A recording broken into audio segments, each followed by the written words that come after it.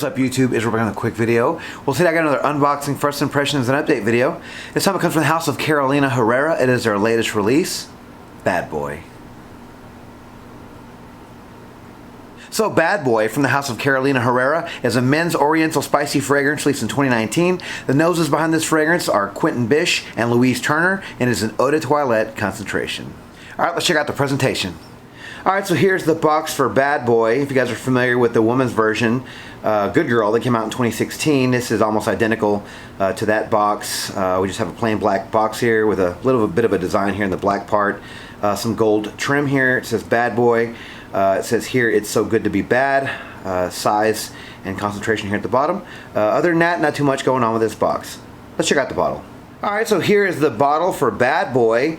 From this angle, it really doesn't look like much until you turn it sideways, and you guys can see it's a lightning bolt. Very cool bottle. Some people probably hate this fragrance alone for the bottle. I know the women's version was like a high heel shoe for women, and I thought that was actually pretty cool too, the way it stood up, and it was just well designed. I know, again, people thought it was really funky looking and a little too gimmicky, but I thought it was kind of cool. I thought that women would like it. I thought it was good marketing. And you know, this is kind of the same thing. They have a nice lightning bolt. It is called Bad Boy, so it's kind of reflecting the name of the fragrance.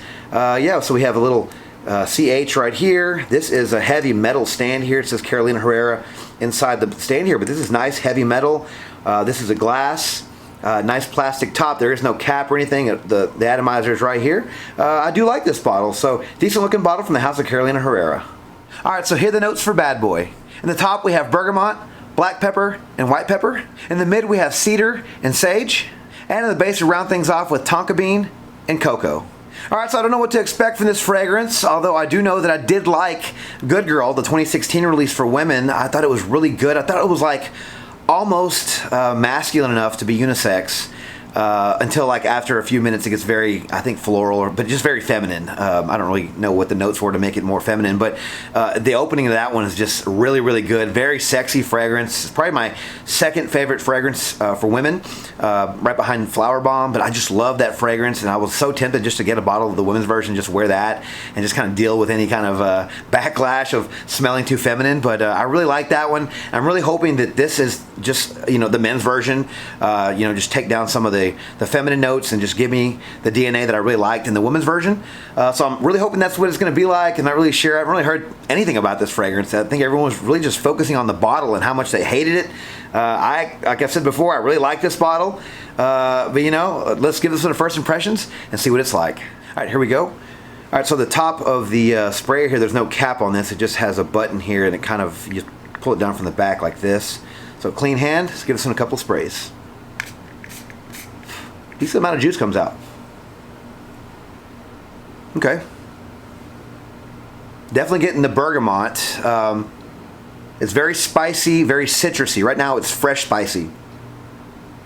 Yeah, this is a very noticeably bright and citrusy opening. I didn't think it would have this much bergamot, but I like it. It's definitely citrusy and gourmand. I'm getting the tonka bean and the cocoa. Kind of has a bit of a sportiness in there. Not really sure where that's coming from, but something that kind of has like a sport note. I'm not really sure, you know, like I said, not really sure where that comes from, but it's there. It's probably from the bergamot and the spices. But yeah, the bergamot is very citrusy. It's very prominent here in the opening. I'm getting all the black pepper and the white pepper. I don't know which one more or the other, honestly, but it's just very spicy. I'm getting the cocoa. The cocoa is way stronger than tonka bean in my nose, but it's still gourmandy. Right now this is fresh, spicy, gourmandy, almost slightly chocolatey. Kind of goes along the lines of Salvatore Ferragamo's Uomo, but it's not exact. It's just kind of has that citrusy with like the chocolatey notes. I believe that one has coffee and tiramisu. Now, this one doesn't remind me of the women's version. I think that one has way more in it, has a lot more going on, and is a little more complex. This one seems to be a little more simplistic with the notes, and it smells that way too. It's very, I can, you know, bergamot, all the peppers, get some of the cedar, the sage is there, so it's giving a little bit of herbalness. but it's not over the top with that. It's blending very well with the gourmand notes of tonka bean and the cocoa. And the sage might be giving it a bit of that sportiness. That might have been where I was getting that from. But yeah, so not exactly what I was thinking. I thought this would be a lot closer to the women's version. I was hoping anyway. I thought it was gonna be a lot closer to the women's version, which is more has a lot more coffee. It's thicker, it's heavier, a lot sweeter. This doesn't have any vanilla in it, so it's not as sweet as the women's version. So there's a noticeable difference in that one. But I'm not hating this fragrance. I think this one got, I looked at the ratings. I didn't see any comments or anything like that, but I looked at the ratings online on Fragrantica, and people hated this one. And maybe it is a simple, designer release. Who knows? But as far as I'm concerned, it's not a bad fragrance. Maybe it's, maybe it's been done before. That's another reason why people hate on these things. But it smells pleasant. I can't imagine somebody going, you stink, or this isn't good. It's not too complex. It's not over the top with anything trying to be too crazy, too niche. It's designery, it's mass appealing. I can already tell you right now, I'm probably gonna get noticed wearing this one. But yeah, the citrus notes are still there, all the spices. This is way fresher than I thought it would be. I'm sure it'll warm up here in a little bit. I bet the wood notes will come out, and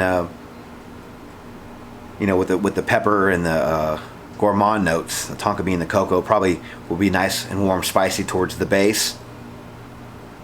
But yeah, right now, not mad at this fragrance. It smells nice. Might not be the most original off the bat, but I still like it. Love the bottle for sure. Yeah, I'm going to wear this one today, and it is hot outside, and I think I might be able to get through the day without offending anybody wearing this one, because I think it is really fresh. This has a lot more citrus in it than I thought it was going to have. I really did picture this being a lot heavier and a lot sweeter. Yeah, but right now it is pleasant. I'm going to make this fragrance my scent of the day. Give you guys an update shortly. Talk to you then. Alright, well, I'm back with my update for Bad Boy from the house of Carolina Herrera. Alright, so I spent the last couple of days with this fragrance, and I must say I do really like this one. It was a little familiar, and I'll get to that in a second, but I really did like this one. It was, I did get noticed wearing it. It was very pleasant to the nose. It had that really nice citrusy opening, and it went into the gourmand notes. Very sexy fragrance, guys. I do think this one will be a hit when it finally comes to the States, because I don't even think this is being sold at Macy's or Nordstrom or anything like that yet. I had to get this online and had to pay extra. I paid about retail. This is a 2.5 ounce after shipping for this fragrance, and it's not here in the States yet, but I don't know the date of the release either. But I did like this one, and I can't wait for everyone to really get their nose on this one, because I think that people are going to like it. Simply put, this fragrance reminded me of another popular fragrance that we're all pretty familiar with, and that is Invictus Aqua, like the 2016 version, Icon Racing, or even number 4 from the House of Sillage, or even Hawass from Rasazi. It has that opening, that fresh, fruity opening. Even though there's only, bergamot in this, something in this gives it sort of a similar opening to those that I mentioned before. Invictus Aqua, we'll say that one just to save time, but we'll say Invictus Aqua. But, you mix that with cocoa, and that's what you get from this fragrance. That's at least what I got. Now, I know there's more going on. I know that those are very different from this, but just to put it in layman's terms for you guys, just to make it easy on you, on your nose, to let you know what it smells like, I pictured Invictus Aqua with cocoa and tonka bean. So it's nice and fresh and fruity in the opening with that bergamot, and I guess maybe the pepper gives it some spice. And then you're immediately hit with the cocoa. It's like a dry, powdery, chocolatey cocoa, and the tonka bean mixes well with that cocoa and to give it a nice gourmand feel. But yeah, I mean, other than that, that's all I can really say about this fragrance. It doesn't go too far away from that. It starts off with that fresh opening and goes into the gourmand notes and pretty much stays that way into the dry down. I didn't get a lot of the cedar. I didn't get a lot of the sage. In the opening, I got some of that sage, which might have lended to that fresh Invictus Aqua kind of smell. But yeah, I mean, I was really surprised by how much I like this one. I did get noticed. People around me did like this one. So right now, this one's a winner for me. So the longevity for this fragrance was about 8 hours. I did, notice it on my skin after an evening of wearing it. I did wear it a few more times after that. I even sprayed some on my hand the night before, went to bed, woke up the next day and smelled my hand and my arm. It was still there, and I slept, I think, 9 hours. So, if that's any kind of indication. But yeah, so I did wear this one out and got the same type of longevity. So 8 hours for this fragrance for an eau de toilette. That's pretty good. Projection for this fragrance was average, even though it lasted about 8 hours on my skin. It wasn't beast mode, it wasn't filling up a room or anything like that, which might be a good thing. Like the first 2 hours are pretty strong, don't get me wrong, but they're not going to offend anybody around you. It's very fresh, very fruity in the opening with that bergamot and some of the spices, and then it goes into the gourmand notes. It could have been a lot sweeter and a lot heavier, but I think it's fine the way it is. Honestly, I think it probably would have might have offended people around you, or could have not been as good if it was too heavy, if that makes any sense. Because I think with the fresh notes going into the gourmand notes, I think it's perfect right where it's at. Season for this fragrance, well, this does have a nice fresh opening, and I did wear this in the heat and it wasn't offending anybody around me. I didn't feel like it was cloying or anything like that. So I think you can wear this one in somewhat warmer weather, maybe not super hot weather, but I'd say warmer weather, but definitely the fall and the winter, because it does have those gourmand notes.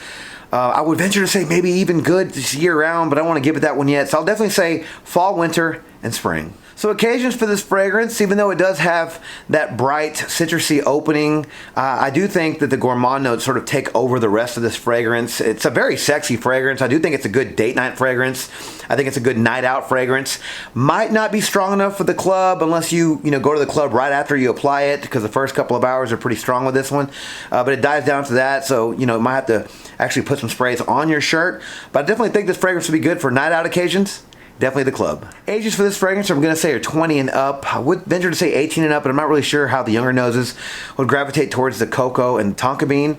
But 20 and up could possibly afford this fragrance when it comes out, because you will be paying retail. It's not out in the States yet, so if you decide to get this one, you'll be paying full price, which is probably about 85 bucks, 79, 85 bucks after tax in the States. But yeah, I think 20 and up can afford this fragrance, and I definitely think they'll like this fragrance for what it has to offer. Overall, I do really like this fragrance. I think it's a solid release from the house of Carolina Herrera. The only downside to me was it really didn't remind me of the women's version. A little bit in the dry down. I got a little bit of that DNA that the women's version had to offer. But I didn't really get a full feel for that one, which is fine. This is a solid release. I know I'm going to get killed for this one because it's a designer release, so it's very mass appealing. It's kind of goes along the same lines as everybody else. It smells familiar. You compared it to Invictus Aqua. Yes, but that still doesn't mean this isn't a good fragrance. And if you guys don't care about all the other stuff, all the politics behind fragrances, and you just want to smell nice, you're going to like this fragrance. I think it has the fresh and the sweet fruity qualities of Invictus Aqua or Hawas or Icon Racing or House of Sillage No. 4 with some gourmand notes. And that's a really good combination. I don't know if any other houses have done that with the same sort of combination of notes. I haven't tried every fragrance in the world, but I know that this one does, and I really do like it. It's fresh and fruity, and it's super sexy whenever the chocolate comes in, the cocoa and the tonka bean notes. It's just a good fragrance. I really like it. I'm glad I got my hands on it. Yeah, I pay a little more. I tend to wait a little bit before I pay retail on something.